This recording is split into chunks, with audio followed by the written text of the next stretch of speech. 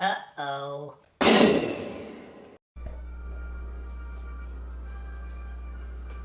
Alright, so we're back on the build for Vic with the Jose amp. And once again, sponsored by 3 Monkey Solderless, home of the world's best cables for your pedal boards, for your DC, for your audio, and also RCAs as well. So check us out. Solderless cables with great sounding cable. Easiest stuff to work with at 3monkeysolderless.com. Alright, so we're nearing the home stretch, as I've said like 10 times.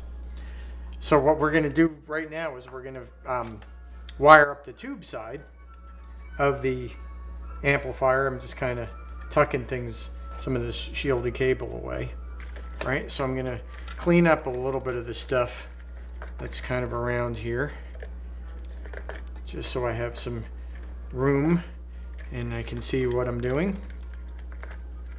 There we go. All right, so the first thing I want to do is I want to connect the last bit of the Jose master volume circuit to the amplifier, and that is the part of the control that is varying the signal between the cathode of this tube, right, that's attached normally to the tone stack, right? And basically with the Jose master, you have that going out to a volume pot before it comes back to meet the capacitors. All right, so that's one way that it limits or uses a master volume, so to speak. So it's kind of clever. So to do that, I want to use some shielded cable for this. Before I was just going to use plain, but I'm like, you know what, I should use some shielded. So I've got my shielded cable again, and I'm just going to thread it underneath the board, right? Like so. And let me see, make sure that you can see everything here. So here's the master volume, right? So what I'm going to do is ground the shield on the bus wire and then enter the unit itself, the volume pot contraption. So let's see, we're probably going to need about this much of wire that's made available. So once again, I'm going to kind of unweave the woven shield using my little tool here, kind of doing it away from the amplifier, so if any little wires, any little bit of strands kind of break free, they don't fall into the chassis. I mean, I'll clean out and vacuum out and blow out the chassis before I'm done, but still, it's always a good idea to, you know, limit the problems, because these wires are very fine and they could potentially get wrapped up in something and cause you a problem. So you don't really want to have them just flying all around. So while I'm doing this, there's a tendency once in a while for one. Alright, so the camera barfed again. I think the memory card's full. These videos are getting really long. So we're still right where we left off, right? So I'm kind of taking off, or rather unwinding the leads, or the shield, unweaving the shield, so I can get it to its strands, and then I can kind of twist it into another lead, right, that I can use to attach to the bus, the ground bus, so that we have a good ground connection for our shield. All right, so I'm sort of twisting this thing a lot. There we go. All right, and we're going to be connecting this to the cathode. So I'm just going to kind of get things where I need them. We'll make this one, no, this one's going to go up to the tone stack, because we'll go inside and then outside. All right, so that looks pretty good there. So I'm going to go ahead and tin this lead.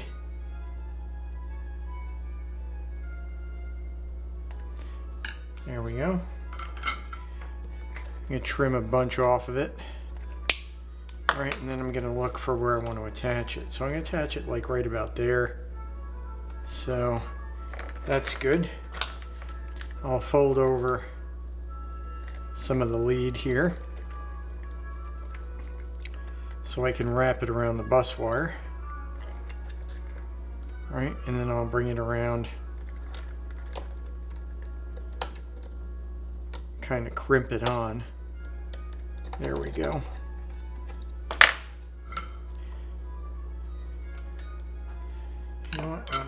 little bit more out of the way of that. There we go. Right about there is good, I think. All right, so that's in place, right? And this wire is going to get attached to the switch, right? The center.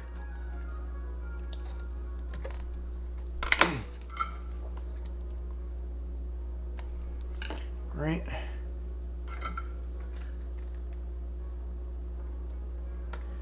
So let me just tilt this a little bit so I can get a better angle on it.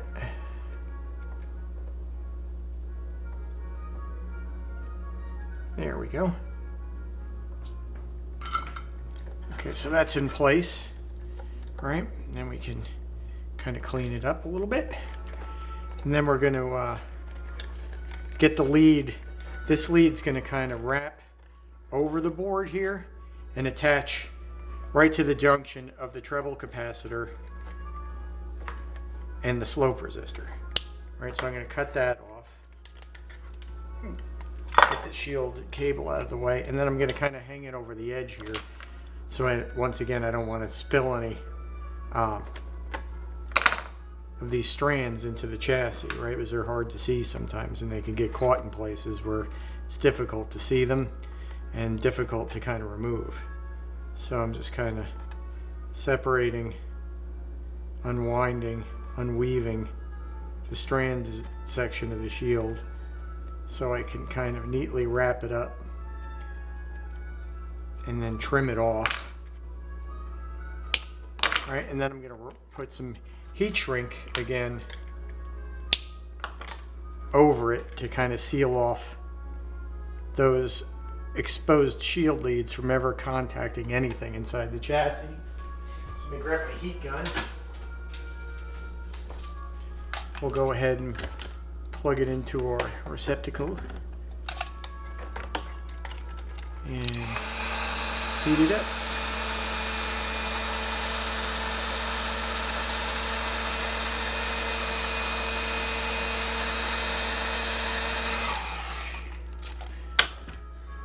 Okay,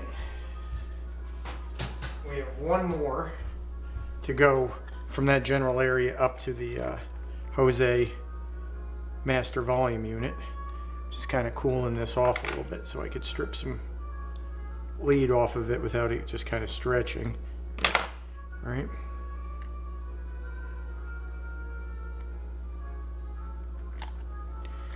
All right, now I'm gonna give it a little bit more take off. There we go. Now I can tin it. All right. And then I'll put it in place. All right, so I'm gonna kind of bring it up to the treble capacitor. There we go. Solder it in place, and then I'm going to fold it underneath the chassis a little bit so it's clear. All right. That's good. Now the other lead going up to the Jose Master is going to come off the cathode itself. Right? So I'm going to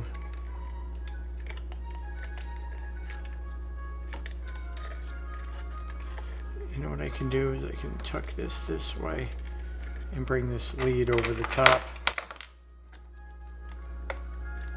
right, like so, and that'll hold the other one in place. So I'm just going to leave that open for a second here while I got my shielded cable here, and I'm going to kind of run this wire along the same path as the other one. Right, so sometimes it's a pain in the butt to get your wires threaded under the board because there's a lot of stuff down here. Right, so you may take a little bit of poking to finally get it through, or you could just, you know, do this first before you put the board down, right, and lead them out. So it's up to you, really. It'll get through. It's just going to be a second or two to get it through there. There we go. I think I feel it coming out the other side. There we go. It has come through. All right. So we're going to do basically the same thing we just did before. We're going to strip about, I don't know, 1.5 inches, about yay much of wire. And then we're going to use the pokey tool, right, to kind of remove the stranded shield from around the core, so we can give ourselves a way of soldering.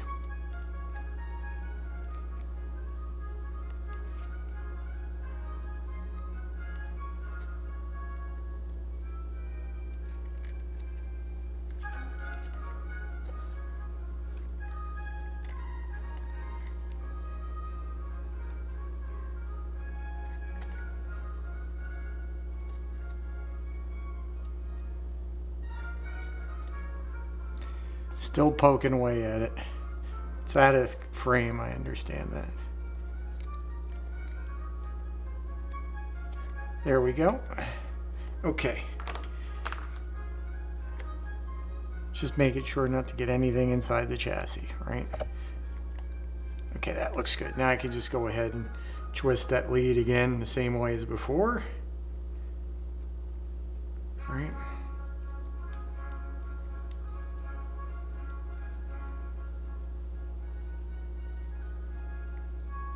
Then we can tin it with a little solder to get it going. Okay. Now I can trim a little bit off of it. And now I can get the choke wire out of the way, kind of figure out how long I want it to be. Yeah. So I turn that around. All right, and then before I do that, I'm going to expose the core like Chernobyl. We're going to expose the core, and I'm going to solder tin the tip, get it ready for where it's going to go. I'm going to go ahead and bring this onto the bus wire, right, and kind of fold it over. That looks good there. And carefully work in there. Solder the shield onto the bus wire, right, and the core will go down to this 10K resistor that we had put on the tag strip, right? So I'm gonna just kind of carefully get my soldering iron worked in there. Heat up that area. And there we go. Right? So that's in there nice. Now I can kind of tuck this back underneath, right? Now I'm going to put a wire tie here just to give it a little bit of support.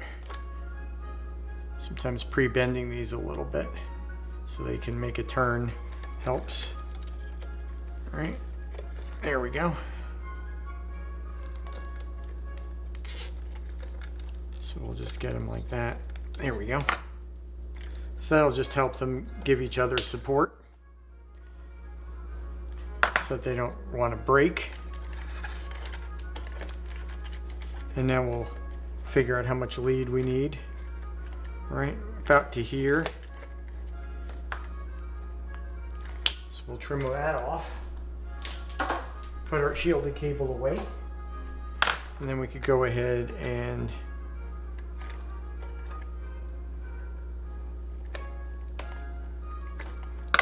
get it ready. So once again, take the braid away from the core, fold it back. I mean, some people even just fold it back along the the jacket, right, of the cable itself, and then heat shrink the whole thing down. So that way you don't have, the goal is basically just to get those pieces of shield away from everything, right? And isolate them and insulate them. So there's a few ways to skin the cat. So you may have a different way.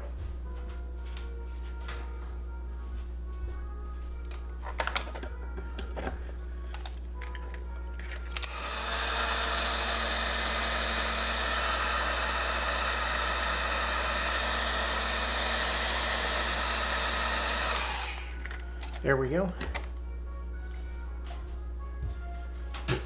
I'm gonna let this cool a little bit so it's not so, what's the word?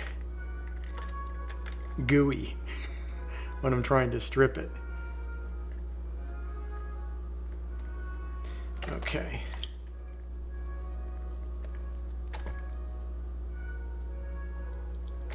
All right, now I can tin it.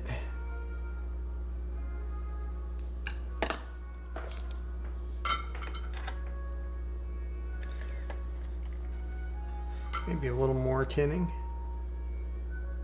Okay. Now that'll get inserted into that pin 8, the same one as the 100K cathode resistor on the cathode follower is in, right? There we go. So that's in place. And then I can just kind of get it out of the way here. Right, and then we have these 3 sort of wires that are all related to one another in a way. And I'm going to go ahead and put a wire tie on that to keep them all kind of happy. Let me just see how I can do this. There we go. Right, like this. There we go. So all 3 of these are kind of going to give each other support here so that they won't move around too much, right? So now they're all supporting one another. Nice. All right, so that area is done. So now we can start, what are we at here? 14 minutes. All right, we're moving along. We can start going through this area. All right, and get this all ready. So let's see. All right, so these 2 are your, this is your feedback wire, so we'll bring this here. There's a white wire here, and there should be a green wire, yep, right here. So these are your grids. So I'm gonna bring these over to the side here, and I'm gonna try to bring the choke wire, right, there we go, underneath.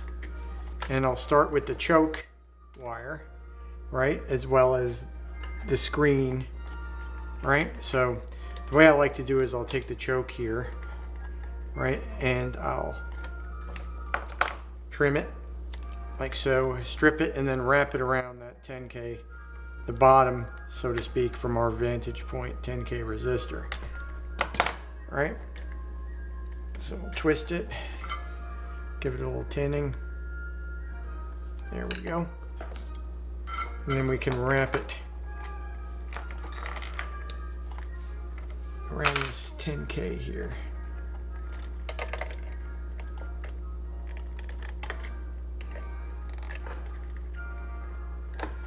There we have that. All right, and then we're going to put the screen connection right there too. And I'm going to insert that through the top of the turret, right with the resistor. Right, here we go. So I'm going to solder the choke onto the body here. Then we're going to take the screen supply and we're going to put it through the top of the through hole. Then we can solder that in place. All right, there we go. So there we have that connection ready to go. So we have our choke in there. Now, nice, we have our screen supply in there.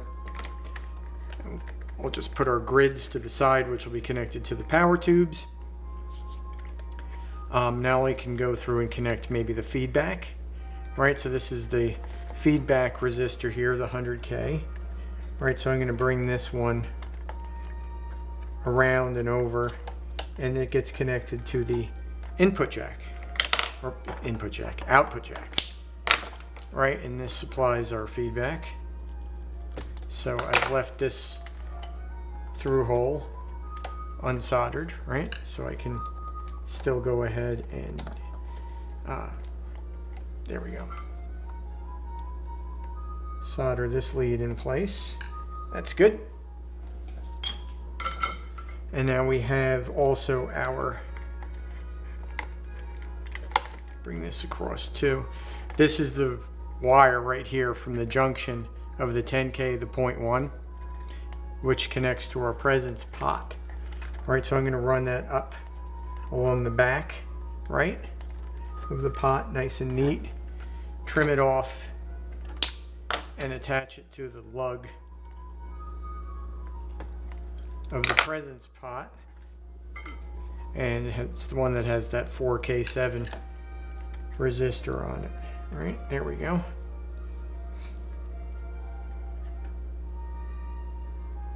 Okay, so there's your feedback network is now finished, so I'm just going to tuck that. That looks good. All right, let's see, get everything sort of up and out of the way so I can see what I'm doing. Right, there we go. So the first thing I sort of like to do, let me get a little drink of water here. Got some seltzer. First thing I'll do is I'll layer it. So I'll do all the cathodes first, and then I'll do the plates, and then I'll do the grids. All right, so we'll start with the cathodes. Shared cathode of the phase inverter. All right, so I'm going to strip off about 1 inch of insulation from it. I'm going to tin it up. All right. And then we're going to go ahead and insert it from cathode to cathode. All right.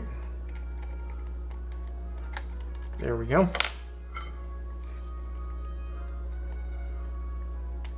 All right, pins 3 to 8, obviously.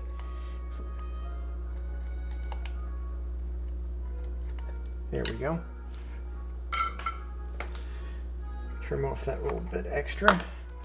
And we could tuck this underneath, make it neat. We already have one of these cathodes done, so we're going to do this second one here. So I'm going to go ahead and just strip off a little bit of the wire here.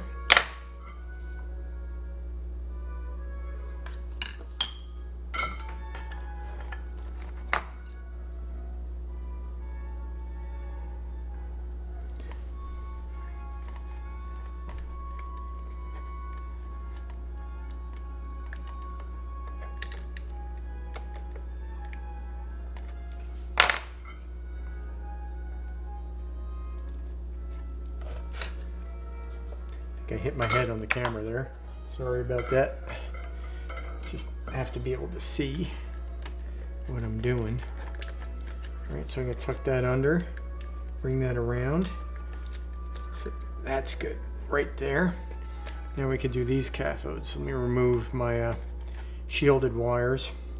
Get those out of the way so I don't burn them. Good.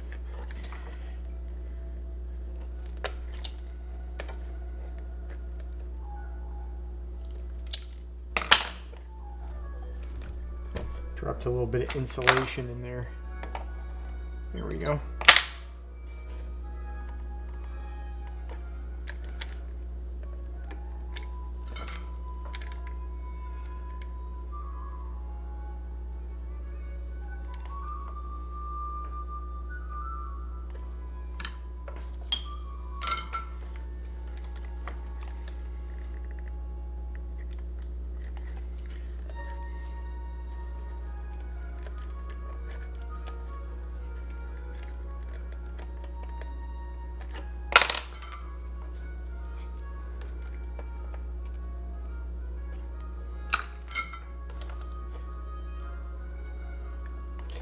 So I'm also crimping, right, the wire onto the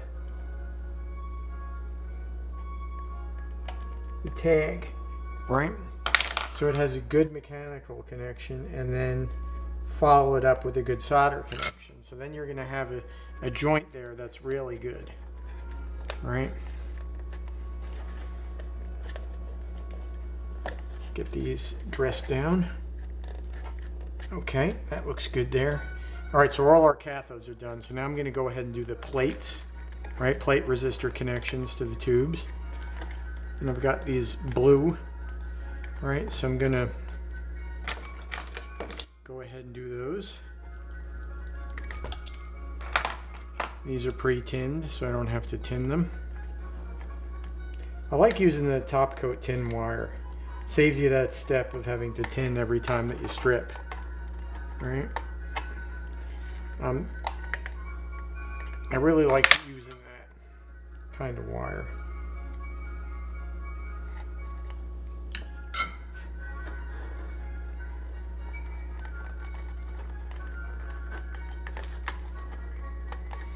Here we go. And this plate will come around this way.